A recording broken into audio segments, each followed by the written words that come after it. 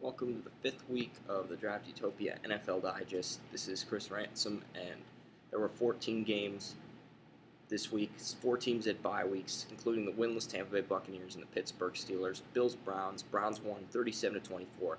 Both Brian Hoyer and E.J. Manuel left the game with injuries. It wasn't that exciting of a contest. The next game featured the New Orleans Saints and the Chicago Bears. Chicago coming off a loss to the Detroit Lions in Week 3, and the Saints coming off a huge win Monday Night Football. Thought the Bears might pull the upset, but nothing happened in the first quarter. Second quarter, 6-0 Saints. Drew Brees to Pierre Thomas. The Saints led 13-0. Later in the second, Jay Cutler to Alshon Jeffrey. Pierre Thomas caught another touchdown after Chicago got their first score. Saints led 20-7 at halftime and won 26-18. Drew Brees and Jay Cutler both do an amazing job picking apart the opposing secondaries and coverage despite laggy pass protection.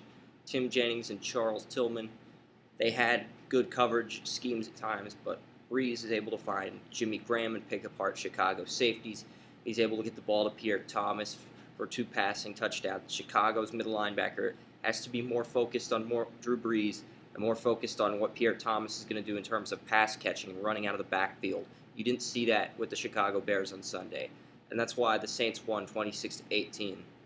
Patriots-Bengals. Bengals win 13-6 in a low-scoring game. Tom Brady cannot throw a passing touchdown the entire game. Brady gets horrible pass protection. Bengals win, and the Patriots are no longer unbeaten. And great defense by the Bengals guides them to the victory. You get pressure on Brady, you sack him, you keep him from throwing a passing touchdown, you intimidate all of his blockers on the offensive line, none of his receivers can get open. That's how you beat the New England Patriots. Defensive fundamentals. And you got to applaud the Bengals for their work. Lions-Packers. Packers won 22-9.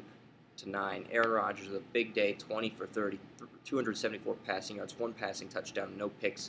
Without Calvin Johnson, the Lions looked lost. Green Bay uses their 2 weeks wisely during the bye week, and now they're at 2-2. And it brings up a good point whether the Lions can come back from this, because 2 horrible games in terms of pass defense the past few weeks, and with Rodgers playing at a high level again, you really have to wonder if the Detroit Lions are going to get their act together, because the Lions have always stumbled after losing to Green Bay on the road. Freddie Coleman at ESPN brought it up a few weeks ago, and he made a good point about that. And I mean, Green Bay won with Matt Flynn a few years ago in Detroit, even though Stafford challenged the team, and then Detroit lost to the New Orleans Saints in the wild card game before the Saints lost in the divisional round. So, yeah. Seahawks-Colts. Seattle leads 3-0. Russell Wilson to Golden Tate, 10-0 Seahawks. Seattle gets a safety off a block punt. Seattle's up 12-0. T.Y. Hilton caught a 73-yard pass from Andrew Luck, 12-7 Seattle after 1.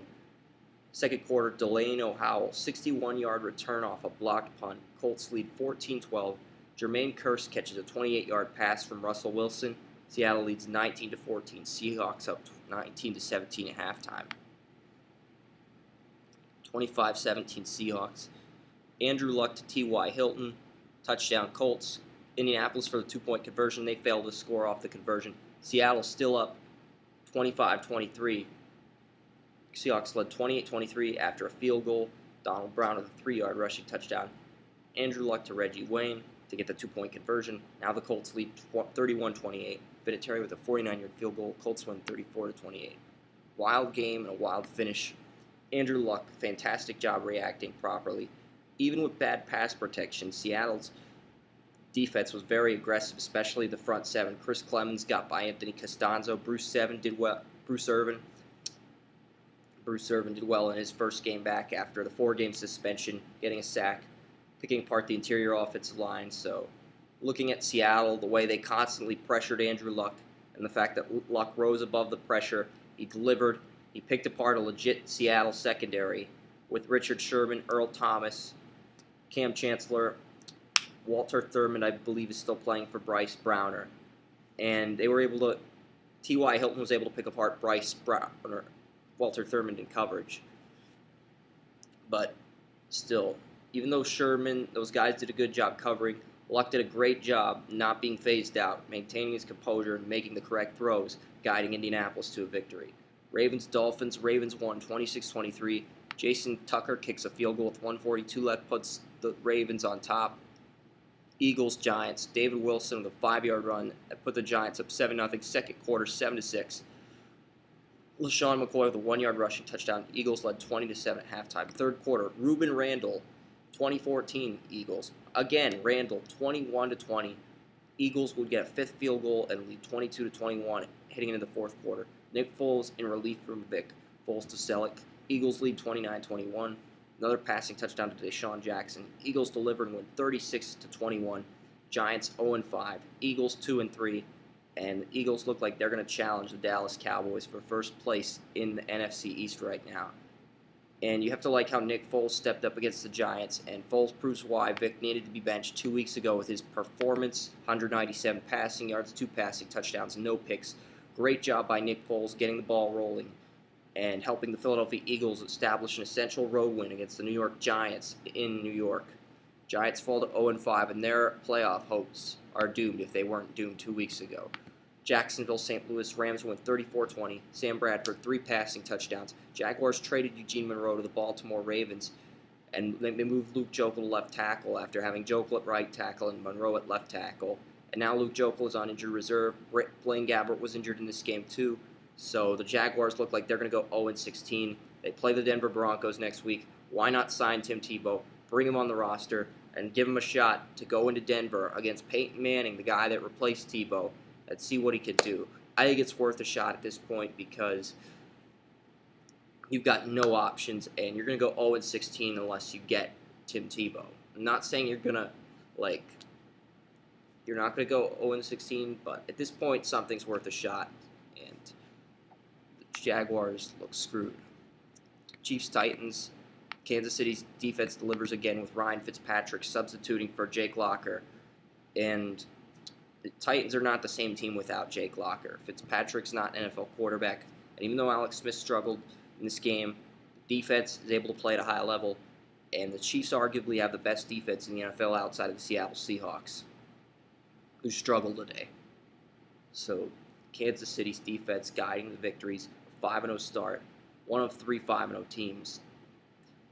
Panthers, Cardinals. Graham Gano gets a field goal. 3-0 Panthers. Second quarter, both teams get field goals. Carolina led 6-3 at halftime. Third quarter, Rashard Mendenhall with a rushing touchdown. Arizona up 10-6 before Cam Newton sacked for a safety. Arizona wins 22-6 in a defensive contest where Patrick Peterson continues to play like a number 1 field cornerback, containing wide receivers in coverage. He had the big game against Tampa last week since Vincent Jackson was out. He kept Steve Smith in check this week. And in week 2, Patrick Peterson looked like crap against Calvin Johnson coverage, even though he dominated on offense in that game. And after that game, it seems like Patrick Peterson's become a different breed of cornerback, and playing against Calvin Johnson, having that bad game, motivated him to perform better. And Peterson's carrying the Cardinals right now. Carson Palmer, flaky offense. Arizona's defense sacked Cam Newton 7 times in this contest. Really got after Newton in this game, so we'll see if Carolina upgrades the offensive line in the draft. It's probably the top priority. Denver Broncos, Dallas Cowboys. Fourth quarter tied at 48. Tony Romo threw a pick to Danny Trevathan, same guy that fumbled off the Joe Flacco pick in week 1. Peyton Manning and the Broncos win off a field goal, 51-48 after trailing 14-0. Romo 506 passing yards, 5 touchdowns, 1 pick. Terrence Williams 151 receiving yards, 1 receiving touchdown. Des Bryant, 141 receiving yards and 2 receiving touchdowns. Jason Witten, 121 receiving yards, 1 receiving touchdown. Dallas had a big game through the air, but the Romo interception in the clutch cost Dallas the game, and that's what Cowboys fans are going to look back on because they're tired of seeing a loser in Big D. Peyton Manning, 4 passing touchdowns, no picks. Manning now 20 touchdowns, no picks through 5 games. Denver Broncos are 5-0. Without Ryan Clady at left tackle. Manning is just having a monster season. Texans, 49ers. 49ers went 34-3. Great defense, once again, by the 49ers. With or without Aldon Smith, and quarterback play by Colin Kaepernick gets the job done. Good pass protection. Good overall complete game by San Francisco. Raiders, Chargers in Oakland. They pushed this game back to 11:35 because of the playoff conditions. Oakland wins 27-17. And Jets Falcons. Falcons led 20-27 late in the game. Geno Smith guides the Jets to a comeback. Jets get a game-winning field goal. New York wins 30-28. Jets 3-2. Falcons 1-4. And the Jets have a chance to go to 4-2 if they beat the Pittsburgh Steelers next week and knock them to 0-5. And if New England loses the New Orleans Saints, the Jets could be right back in it with New England for first place. Thanks for listening to this week's edition of the Draft Utopia NFL Digest. We'll be back next week.